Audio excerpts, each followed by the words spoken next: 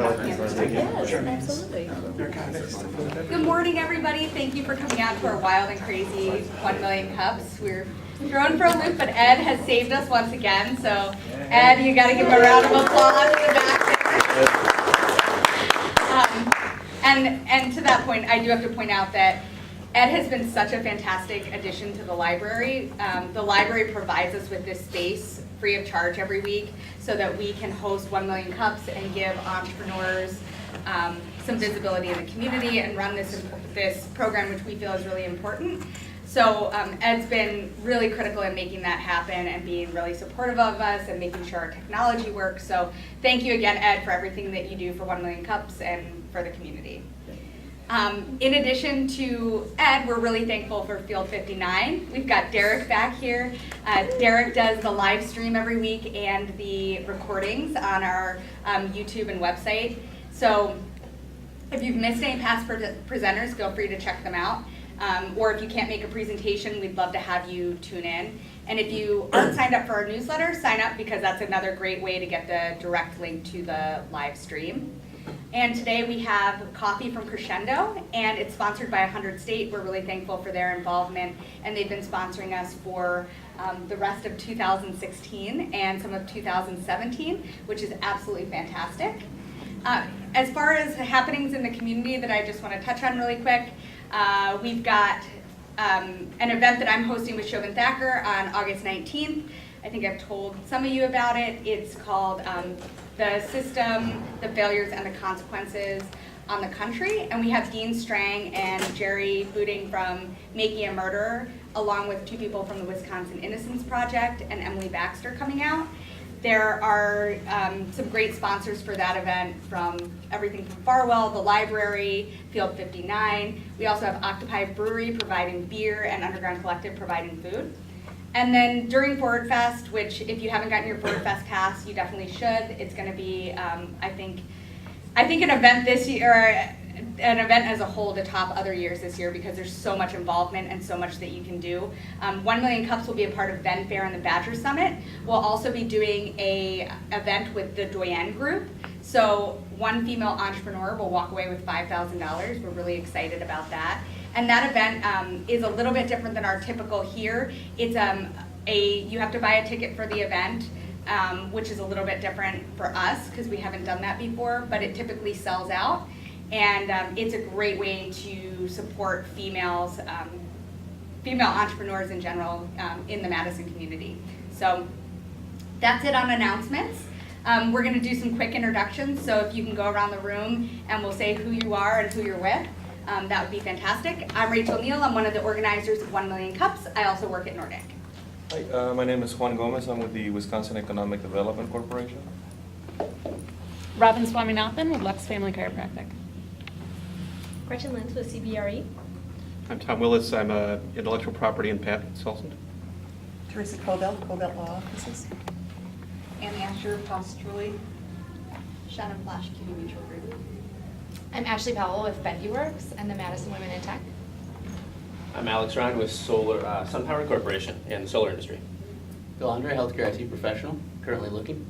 And I'm Leah Anderson, and we've been in touch. And I work at Nordic. And I'm Drew Corson. I'm an attorney with Nair Boucher and one of the organizers of Million Cups. My name's Ed. I'm a librarian. If you're wondering what's going on, if you're wondering what's going on inside, it's our annual summer reading program, Carnival. All day today. Bring your kids. Can adults participate? Yes. Excellent. So we're going to turn things over to you. All right. Well, everybody, thank you so much for coming. It's great to see some familiar faces and some new ones as well. I'm really just excited to be here. Thank you for inviting me, Rachel. I'm Sarah Van Dyke. I'm the owner of Revel. Just a tiny bit about my background. I actually went to school for music education and business, got my teacher's license, but got a little scared away from student teaching and ended up going into the hospitality industry as my first job out of college. So I worked as the assistant food and beverage director at the Hilton Hotel, just over here near the Monona Terrace. From there, I kind of accidentally landed in healthcare IT and ended up spending 11 years in that field. along that path, my husband and I opened a side business in the wedding industry. So we ran a mobile flipbook studio, which is kind of similar to a photo booth. So we did that for 4 years. And all of that eclectic background has now resulted in this current project, which is Revel. We are a creative workshop and event space. I'll get into a little more about what we do in a minute, but we are located on North Hamilton Street, so just across from the Children's Museum.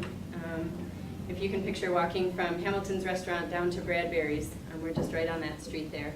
And we've been open just over a month. We opened June 4th, and we have about 2,200 square feet of space, so it's a large space there, and it's really been fun so far. So I'm excited to tell you a bit more.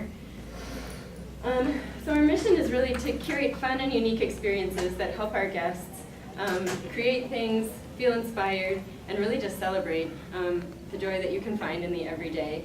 And we do that in a number of ways. So really our bread and butter business, or the core of what we do, are creative workshops.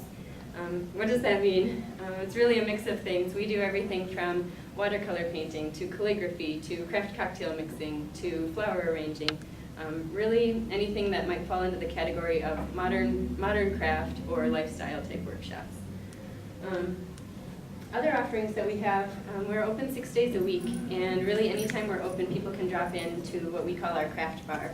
And the concept there is it's a more spontaneous offering. If you're walking around the square after farmer's market, or you want to meet up with a friend for happy hour, you can drop into Revel. We have a menu of smaller DIY projects that are very accessible. Anybody in this room could easily walk in and complete one successfully. And they're at a lower price point, so most of them are $10 to $12, so something that you can really come in, have a drink, and do a project for less than $20. A very accessible offering. We host private parties. Already it seems that bachelorette parties and bridal showers are going to be one of our core businesses, which is fine and fun.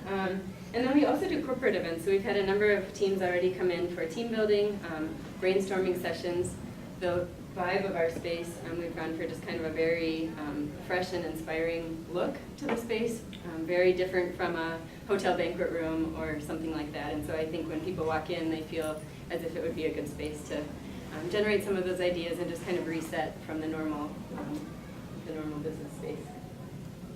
Downtown workdays, we actually have one tomorrow. If any of you are work from homers or work in a windowless officers, essentially one day a month we open Revel as a co-working space. And the idea is you don't have to be a creative person. You can be working in IT and maybe just want a change of scenery. I think last month we had a calligrapher, an attorney, a graphic designer, a blogger, and somebody from IT all working together, and it was just a fun day of networking, and people said it was very productive too, so we're planning to continue those once a month. And then I put the etc. on here because I think since we've only been open a month and a half, the sky is really the limit. We have a lot of other ideas that we'd love to implement over time and just see what the response is like. Some of you might have ideas for me as well, as to things that we can do. There were a number of reasons that I started Revel. I'll say we a lot when I talk about starting up Revel. My sisters both live in Madison, and they were really instrumental in helping to brainstorm the concept. They have been my best cheerleaders this whole time. Neither of them actually works really at all with Revel at the moment. They have full-time jobs, new houses, they're both pretty busy. But I'm really grateful for their support, and I don't think that Revel would be what it is today without them. So when I say we, that's generally what I mean. One of the things that I thought about a lot, Madison has such a vibrant downtown, a lot of great restaurants, even more coming by the month it seems, fantastic retail shops, but there still aren't a lot of kind of experiential businesses downtown. And so I love this concept. If you go to Milwaukee or San Francisco or Seattle, there are public markets and things where you can just be spontaneous and drop in, and there's usually something exciting or fun that you take away from going into those spaces. And so I really liked that concept of a place where there's always something fun and fresh happening, and a place that's accessible to anybody. You feel just as comfortable walking in there with a friend as you would with your mother or your grandmother. You'd feel comfortable walking in there if you like drinking alcohol, or if you don't, just kind of all of those things. Another really interesting thing, some of you may have seen this article. There were a couple articles that came out, I think it was in Forbes and Fast Company last spring, just regarding the value of experiences over things. And so there's actually been research done, I think it was a university in San Francisco, that studied just kind of the difference in happiness if you purchase something new, you know, the latest computer, you know, I don't know, a new car, versus having an experience, going to a concert, enjoying a dinner with friends. And what they found is that when you purchase something new, your joy or happiness kind of peaks when you first acquire that item, and then it immediately starts going downhill because you look next door and your neighbor also has a new car, or the next model of phone comes out and yours is already obsolete. And so that joy kind of tanks fairly quickly. Whereas when you have a fun experience, you go on a camping trip or something like that, you have joy when you're doing that experience, and then looking back at it, your happiness or like perceptions of it actually get even better. And so, I don't know, that was just really interesting to me, and I had never really thought about that, and it all kind of ties into what we're trying to do, is create these wonderful and unique experiences for people who visit Revel. The concept of edutainment, this is definitely a made-up word, but I've seen it in a couple of places, but there's this idea that people are wanting to spend their leisure time learning new things, whether that's scuba diving or how to cook better. And again, when you come into Revel, you know, hopefully pick up a new little DIY skill or just try something that you haven't tried before. Obviously, the maker movement is getting a lot of steam here in the Midwest. There are a couple of other businesses that are newer in Madison that are really supporting artists and artisans, and I think that's really exciting. Downtown is growing. There are tons of millennials. I used to work at Epic. I'm aware that they kind of all conglomerate downtown here, and they're definitely one of our target audiences. And then just personally, I think, you know, hitting 10 years in an industry that I wasn't particularly wild about, having a child, and a couple of other factors really just made me realize it was the time to start something new. So I'm the sole owner of Revel. At the moment, I have 7 part-time employees. Some of those are dedicated in the sense that they don't have other jobs, and the other half of them do have other part-time jobs. So I mentioned we're open 6 days a week. Our goal at the moment is to have 3 or 5 scheduled workshops or events per week, and those would be things that people would sign up for in advance to attend. But like I mentioned, we have our drop-in craft bar available anytime that we're open. And just some fun stats. We went through a lot of spray paint. It can elevate almost anything. Robin is well aware of this. Everything from chair legs to wall decor. If you ever want a tutorial on old spray paint, I'm your girl. And also, I just ordered a lifetime supply of acrylic gemstones, and I'm pretty excited about it. Where do you buy It means I've really acrylic arrived. gemstones? Oh, all over the place apparently. Amazon has them, yeah. For $120, you can get a box this big. Anyway, it's the small things, right?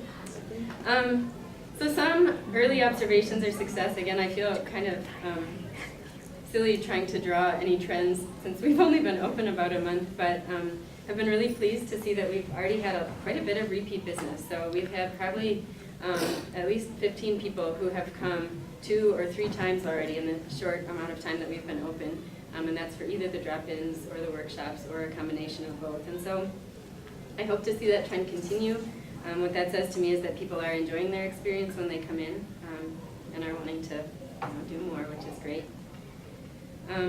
Employees, to me, this has really been a win. My team kind of came together by happenstance. It's a mix of friends and wives of friends and some random people who had reached out to me, and I've been really grateful. They all have really fantastic skill sets that we kind of all complement each other in what we bring to the table.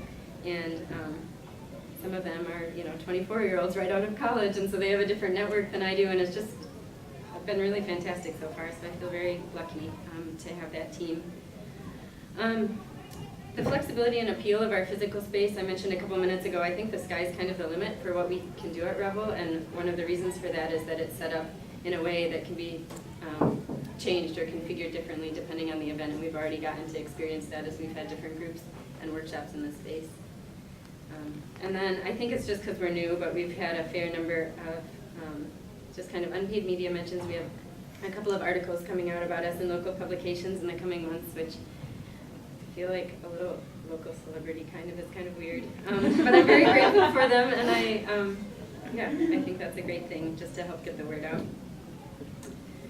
Current challenges. So this is the part where I am hoping to get some feedback and just some ideas from you all. I kind of have 2 slides of questions for the group, so this is one of them. One thing that I think we're still figuring out is just how to optimize our operations. So we really opened our doors kind of the minute that our space was ready. And so we're still figuring out, how do we best store stuff? What are the best hours to be open? How do I don't know, track people's time and do payroll? Just really every aspect of the business is new, and I would love to keep optimizing so we can not spend so much time on the organizational aspects and spend more time on generating fun and creative content for our workshops. Staying strategic while being immersed in day-to-day operations. I don't know if any of you, I don't know, you run your own, so you have to be there day to day with your clients, but you also need to kind of take that step back and figure out where you're going and how you get there, and I need to figure out, kind of strategies for being able to do that over time.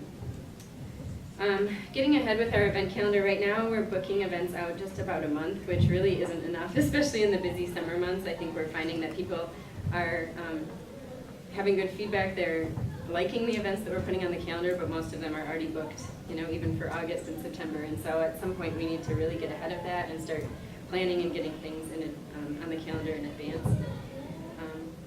And then just how do we create an environment that can really foster collaboration? We can bring people in who are doing their own cool things in the community, but also stay true to our own Revel brand.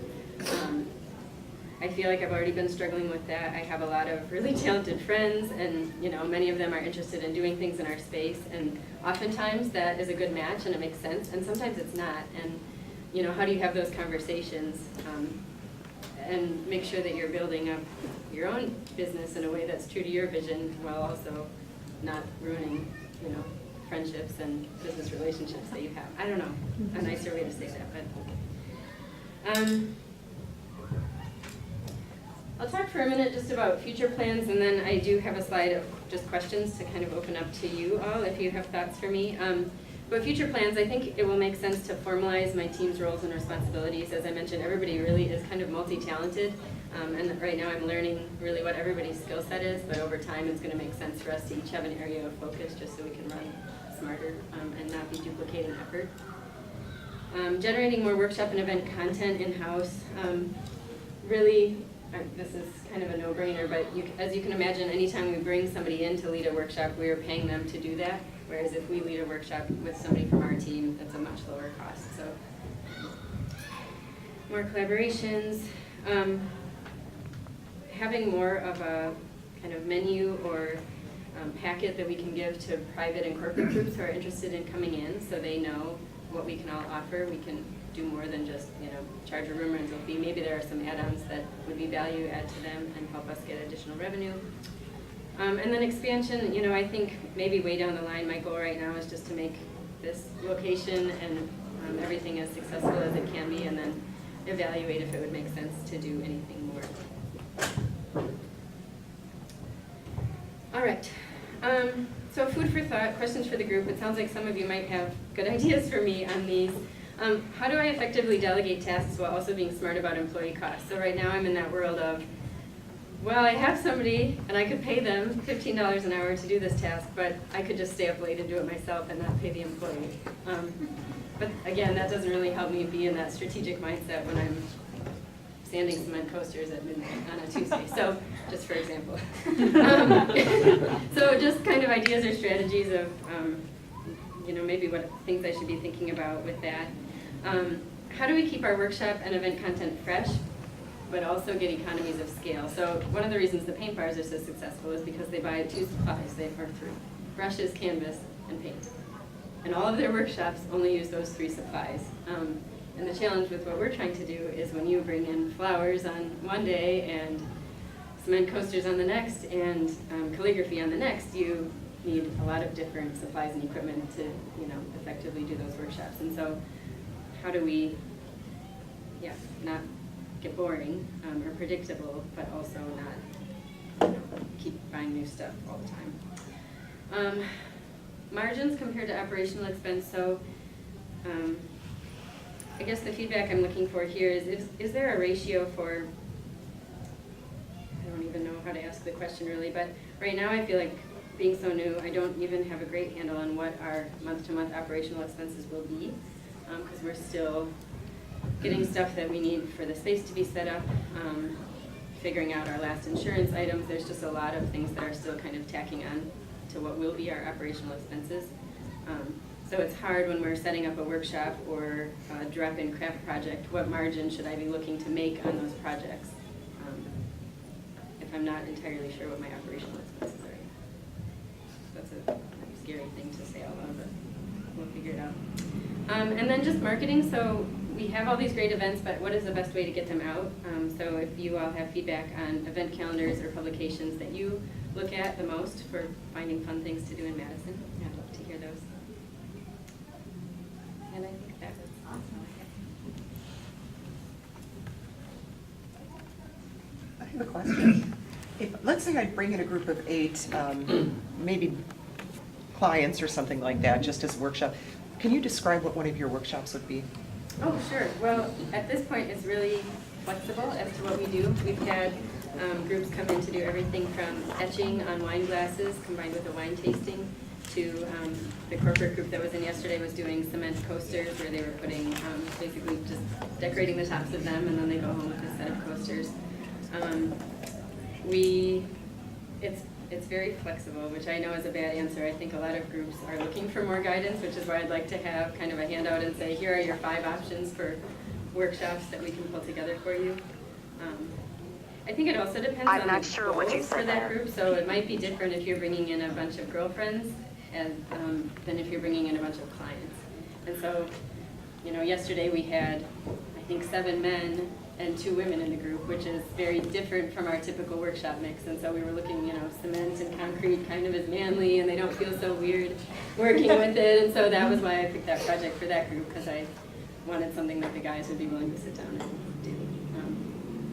So this kind of goes to that last biggest bang for your buck for marketing. And I know it's only been a month and a half, but do you have a sense that you're going to be aiming at one particular sector? You mentioned bachelorette parties.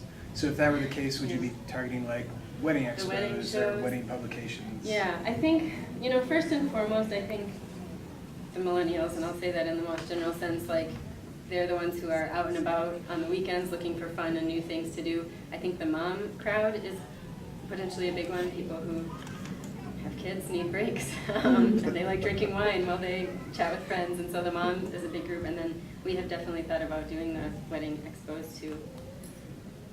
Have you thought about to piggyback off that, the Madison Moms blog? Yes. Because if you got I know that they go about town and they do stuff. If you got them in, they would probably do an article on you, and they kind of hit that target demographic. They're coming in August, actually. Oh. They're organizers group, but I think, yeah, the more we can, and I don't know what their options are for getting events on their site or anything, so that's something we should be looking into too. I got 2 potential offers for the first 2 things that you said up there.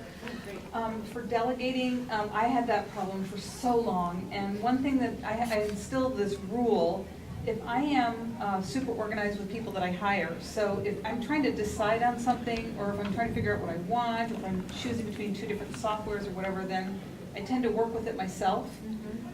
And then once it's routine, I'll give it out. Or if it's really interesting, like a shiny new thing that I'm working on or an idea I'm excited about, I do it myself, and to the point where it gets tedious, and then that's their department. And it's only been like a month or 2, but it's working a whole lot better, you know what I mean? Because then I still get my fun, I still get some motivation, even though I'm working hard and giving up the other things in my life for this. And then the second one is for your workshops, why not, can you consider things like movement workshops, like Tai Chi, or the kind of work that I do, which is a movement and alignment and breathing for people with pain, or you know, yoga or Pilates, or just some little taster sampler of these various movement therapies that can help people enliven and feel better. Yeah. Yeah, and that doesn't cost anything but the person that comes in. Yeah. Unless you want to supply mats, then you'd have to get those, but. Yeah, that's a good suggestion. I have lots of ideas. Oh, good. So in terms of bang for buck, have you looked at the Isthmus? I don't know. I mean, that's my go-to for like mom stuff. You know, that like, hey, we've got a free weekend. They have paid listings. They have free ones too. You just have to send your Yeah, event they have a in. daily calendar. And they'll put your event on the calendar, you just go to their website and you submit your event.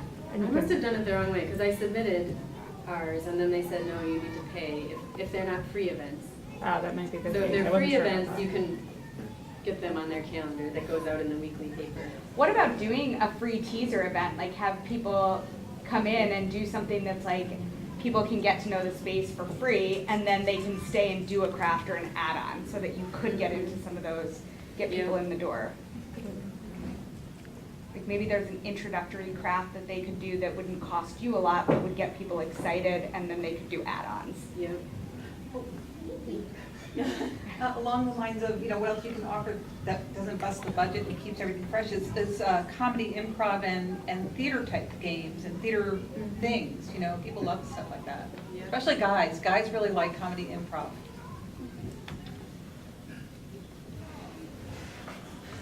Piggybacking off that, thinking about other things, guys, like, you've got the alcohol, but what about food? Have you thought of any food partnerships? Oh, yes. We're already in talks with the taco truck. They're gonna come for a taco at some point. Oh, sorry. Yeah, and we have small snacks on our menu. It's actually a requirement of our liquor license that we offer some food, but I would love to do more, yes, have more fun food options. We're brainstorming a couple of, I won't get into that, but thank you. Melanie at Good Food is really easy to work with. And especially for when we throw events that are geared towards women, Good Food is like a really easy place to go, because they have vegan options. Most of it is delicious and vegetarian.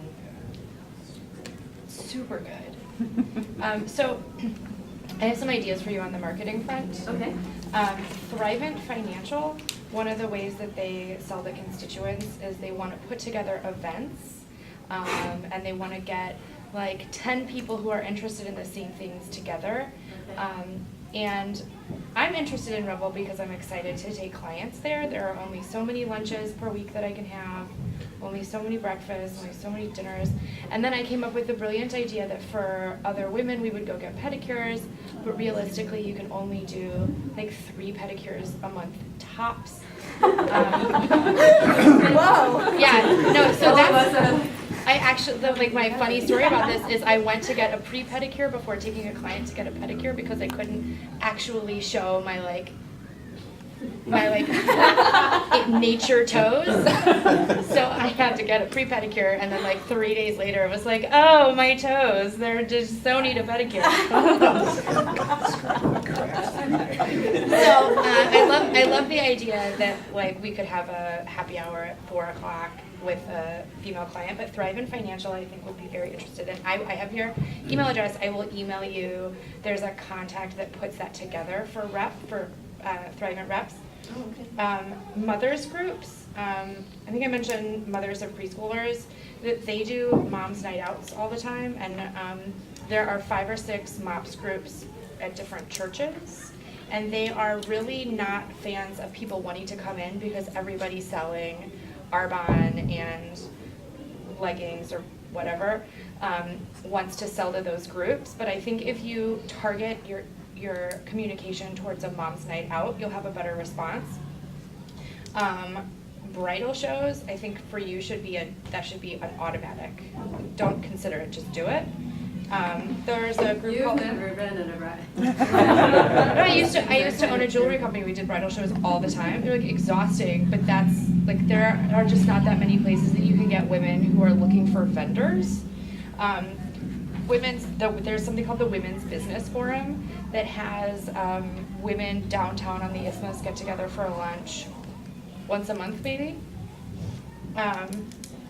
And then on the lines of Thrivent Financial, there are a ton of female service providers selling like insurance for Northwestern Mutual that are all like, so there are only so many cups of coffee they can have a day, and their goal is to meet as many people as possible. I would, to add to that too, have you thought about doing, because I keep thinking about how do you get repeat customers? Like how does somebody come in and they have this experience, what makes them want to come back? Can you incentivize them with like, do you have any kind of like punch card or like a coupon that like, hey, you come in and you have this drink, well, next time you come in, get a free drink or do a free craft, because that would probably bring me back when I'm looking for something to do, and I think could incentivize other people. What if we're hosting like a monthly entrepreneurs night? Just say like we're gonna, you know, your menu is there, right? But we're just gonna have to reserve the space tonight and say it's a free networking event. Yeah. Kind of piggybacking off of what Rachel was saying too, I think if you think of and I don't know if you guys do this yet, but if you think of a craft that maybe takes many steps, like making a particular piece of jewelry or weaving something or whatever, that maybe requires somebody to like, you know, you buy 5 classes and you come for 5 weeks and you kind of establish a relationship and have it be kind of more of a series instead of just a like one and done. Because I could see a lot of people kind of wanting to come in to try it and say, oh, that was fun, I went to Revel, you know, and then it's done. And or instead it's, you kind of pull people back by saying, you know, this week we'll do this piece of this craft and the next week we'll do. Series or subscription based. Like having for Christmas, like giving somebody like, hey, you get a 5-month subscription to Revel and you get to use the space for any of like your co-working days, and each month as part of your subscription you get at least 1 craft. So you're guaranteed somebody's gonna, you're capturing the money through the subscription. It would be a great unique gift and people get to take home a craft every, you know, and you could do like 1 time, 3, 6, 9, 12 months. That also adds to kind of the psychological factor of being a member of something rather than a one-off. Like, it's the equivalent almost of like a Sector 67 where like you have this space where I love to do something, but I'm not going to go and buy, you know, the grinder to do my cement coasters, but I can go to Revel and like make all the damn coasters I want. Speaking of cement stuff, by the way, we made, these are kind of cheesy maybe, but one of the projects on our drop-in menu is people can come in and make a little set of cement magnets. And so we just made a bunch, and if anybody wants to grab one on their way, a little reminder of Revel on your fridge. I just know that the MS, I think it's MS, it's the community thing where you sign up for crafts classes and dance classes and things, and they have these memberships that happen twice a year, either in the summer or the winter time, where it's $40 for like a month and a half. You can come to any class you want on the list. So you might consider, you know, when your time is low, just to do an all, you know, something like that. Was that the rec department, or I don't know if I It is MSDCR. MSDCR. MSCR. Oh, okay. All the kids are wearing the shirts outside. Hi, I'm Susie Yonkel from Merlin Mentors, and I want to change gears a little bit from marketing, and I wanted to touch on operational expenses, which I don't think anyone's responded about. I do work in finance as well with small businesses, and I would say in order, you know, I don't know if you have any sort of budgeting process where you're, you know, making projections, but if you don't, I suggest you do that really soon. And they don't have to be perfect, they're always, you know, a work in process, but get some projections, you know, started so you start understanding, you know, what your cash flow and expenses are going to look like. Have a set of assumptions and tweak those as you go on, and use, you know, your actuals to kind of inform and update your projections going forward. There are a number of resources in Madison where you can go and get assistance like that. Small Business Development Center would be Well, one I of them. used my current financial template, I guess, is from the SCORE group. Yeah, and that's there you go, so exactly. I did project Okay, out, but so now you it are feels doing, like okay. it's been blown out. Yeah. So well, I need to go back. So I need to revisit make the that. time to go back Absolutely. and really update it based on what's been happening. Thank you. Just following along what Susie was talking about, in that regard of how much your margins and things should be, think about comparable stores around town. Not exactly what you do, but that have a, I was just asking Drew, what are some other stores, maybe there's concepts, like wine and paint, paint your plate? There used to be a paint your plate. Places on Monroe like, Street. Oh, yeah, walk up and down State I Street. have a whole list of And I think Willie Street has one too. And just, I mean, in terms of talking about how do you price, your, to get your revenue versus your direct cost? And then you can back into the rest of it. Or another way, you build it up from the bottom and say, out of every dollar you bring in, how much would you like to have in your pocket after all expenses and taxes? Is that 10 cents or 20 cents? And then you can work your way up and you can figure out. But like Susie said, playing those, modeling out different costs and assumptions. will help you get a handle on that as you move along. Thank you. When you bring people into lead series, are you paying them a flat rate or are you paying them based on volume? It has varied. We tried a couple of different models in our first month, so some people we paid just a flat rate, some people we paid an hourly rate, and then others we paid based on volume, $10 per person per hour. And I think we're still trying to figure out what makes sense. And depending on how established a certain presenter or teacher is, they have kind of different requirements for what they expect. So that's kind of throws a little bit into the equation as well. I think we have time for one last question or comment, and then the kids are going to overwhelm us and throw the chairs out the window. So, I was just going to say, jumping off of Susie's point, like getting, from an operational perspective, like getting data on what and tracking like who's coming in and what days are the most popular, what events are the most popular, finding out even like presenters who are consistently bringing in their own people and like promoting on their own for especially if you're paying them like per person per hour, like encouraging them to bring in their own people and like appeal to their own like followings. And really just getting that data and looking at like where are your costs and where are your successes, and in that margins question, like your biggest the space where you're going to have a really excellent margin should be on your alcohol, because it's especially like it's cheap to buy if you're going to the right places, and you can and there's a huge markup, especially on craft cocktails in this city. And so that would definitely be somewhere that like where the paint and the supplies might get more expensive, you can make that, like looking into making up your margins in places that you can sort of inflate. Yeah, and I think that's definitely true. We're finding that already, I think, with our liquor menu, and then also just the room rentals. So when corporate groups just want to come in and use the space with no crafting, they're literally just using it for a meeting, you can, again, that's very little cost to us and a lot of money. Yeah, thank you. well, I hope this has been valuable for you. This has been actually a little different format than usual. Mostly presenters don't come with their own questions, which was amazing, and I think we should do more of that in the future. So this might be a template for future presentations. Maybe you'll come back and mentor some other Million Cups presenters. Thank you to all of you for coming out. This has been great. Sorry about the children running around. But I think we brought it together. Thank you again to Ed in the library, to Field 59, 100 State for sponsoring coffee, and keep coming back. See you next week. Thank you.